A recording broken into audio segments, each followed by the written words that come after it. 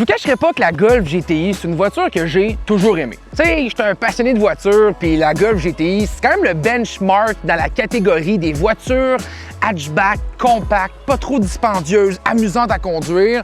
C'est sûr que, tu sais, tout le monde a un peu fait une voiture pour venir compétitionner cette voiture-là. Tu sais, la Civic SI chez Honda ou la Hyundai Veloster N dernièrement disparue, mais on a le Kona N chez Hyundai, la Elantra N également. Donc, on a des produits qui viennent un peu compétitionner, jouer dans les tales de la Golf GTI parce que c'est la voiture emblématique de la catégorie. Tu sais, je ne le cacherai pas, je suis vraiment pas un fanboy. Tu sais, j'aime vraiment pas beaucoup la Golf GTI. Là. OK. Ben non, vous comprenez que je l'aime bien, la Golf GTI. Puis là, on est rendu à la 8e génération de ce produit-là. Est-ce que cette génération-là, elle a atteint mes attentes? Est-ce que j'ai trouvé que la Golf GTI, elle a réussi à conserver sa mission de voiture hatchback compacte et amusante à conduire? On va aller découvrir ça ensemble. On a un beau secteur ici, il y a plein de belles courbes. C'est là-dedans qu'elle excelle, tourner les courbes. Elle est bonne là-dedans. Là.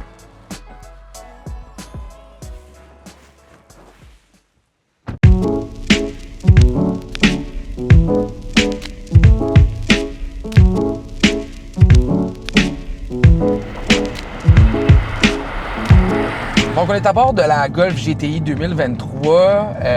Puis je vous dirais que, tu sais, quand on attaque des courbes comme ce que je vais faire là, on sent tout de suite que c'est une voiture qui reste amusante à conduire.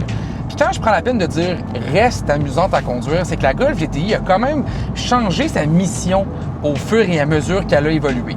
On est dans la 8e génération de cette voiture-là. Et à son départ, c'était une petite voiture amusante. On gardait toujours ça comme élément clé. Pas trop dispendieuse, puis qui donnait envie aux gens de conduire. Je pense qu'elle répond encore à 3 de ces grands critères-là. C'est une voiture hatchback encore, qui reste amusante, une voiture qui donne envie de conduire, mais le volet prix, par contre, là, on a commencé à déraper un peu. Pour vous donner une idée, là, la gamme de prix de la Golf GTI va s'étaler entre 37 000 à 45 000 $. Et honnêtement, tu sais, ça reste une voiture qui est de petit format. Tu sais, on a une petite voiture hatchback confortable, qui amène une bonne dose de technologie, mais à un prix qui est rendu à mes yeux un peu trop élevé. À 45 000 $, on a la version performance et on a une tonne d'équipements comme des suspensions adaptatives qui vont venir rendre la conduite plus ferme lorsqu'on veut conduire comme dans les routes un peu plus sinueuses ou un petit peu plus confortable lorsqu'on veut être sur la grande autoroute, donc on peut choisir le mode de conduite. Et ça, pour moi, c'est des avantages de raffinement. On a raffiné ce produit-là, on lui a donné une notion un peu plus luxueuse et j'ai envie de vous dire, en avions-nous vraiment besoin?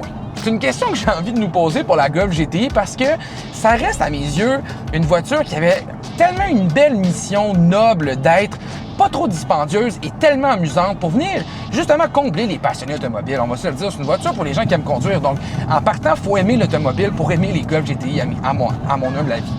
Et quand on prend cette notion-là, ben, on se rend compte qu'elle a maturé, la Golf GTI, est plus sérieuse et plus équipée que jamais, mais elle a perdu un peu, selon moi, cette espèce de mission très noble qu'elle avait au départ.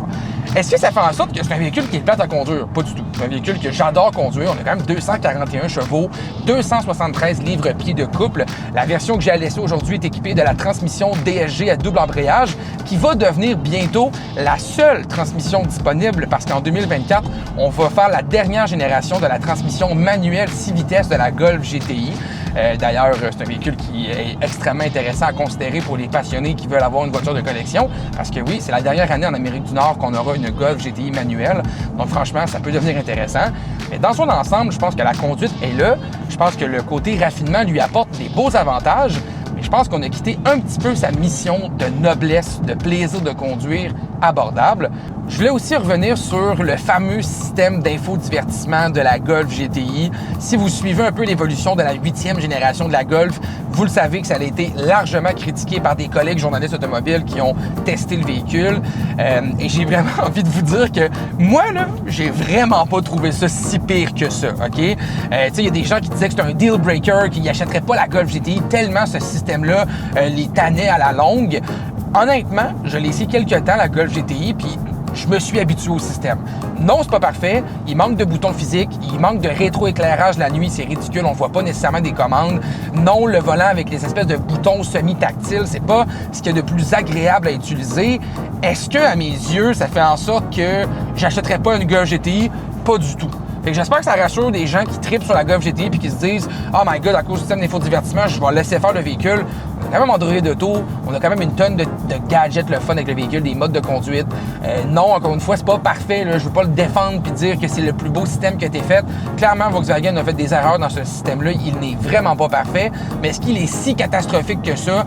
Personnellement, je trouve qu'il n'est pas si pire que ça.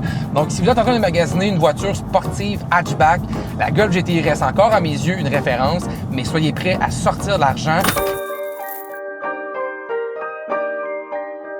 45 000 $ pour la Golf GTI Performance. Êtes-vous prêt à mettre ce somme-là pour une voiture compacte hatchback? Faut croire que oui, parce que Volkswagen au Canada n'ont pas l'air d'avoir de misère à vendre leur Golf GTI, donc faut croire que oui. Je pense que ça le vaut aussi dans le sens que le véhicule est rendu tellement équipé aujourd'hui, tellement rendu raffiné que ça peut valoir le prix.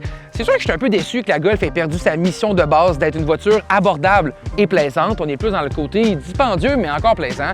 Donc maintenant, il faut voir, est-ce que vous êtes prêts à faire ce ratio-là?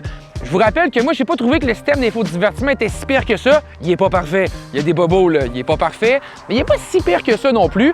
Et si jamais vous voulez dépenser un peu moins que la Golf GTI, je pense que la Honda Civic SI devrait absolument être sur votre liste de magasinage. Une voiture qui, dans son ensemble, est bien construite, tout aussi agréable et encore offerte en boîte manuelle parce que la Golf GTI ne le sera plus après 2024. Ça sera plus possible d'avoir une voiture Volkswagen manuelle dans le domaine sportif chez Volkswagen. On va les couper, ces boîtes-là. C'est le moment alors de vous procurer cette Golf GTI manuelle. C'est la dernière année qui reste pour le faire. Et sinon, je vous invite à vous abonner à cette chaîne-là. Cliquez j'aime, commentez, soyez des nôtres. Venez me voir sur mes réseaux sociaux. J'aime ça parler avec vous. Puis allez voir ces deux vidéos-là. On a une vidéo avec le Jeep Gladiator puis une vidéo avec la Cadillac CT4V Blackwing. Deux contenus qui ont été faits spécialement pour la chaîne. Donc, allez voir les vidéos, continuez à magasiner, continuez à triper les tripeurs. Et surtout, nous, on se voit bientôt. Abonnez-vous, là! À bientôt! Salut!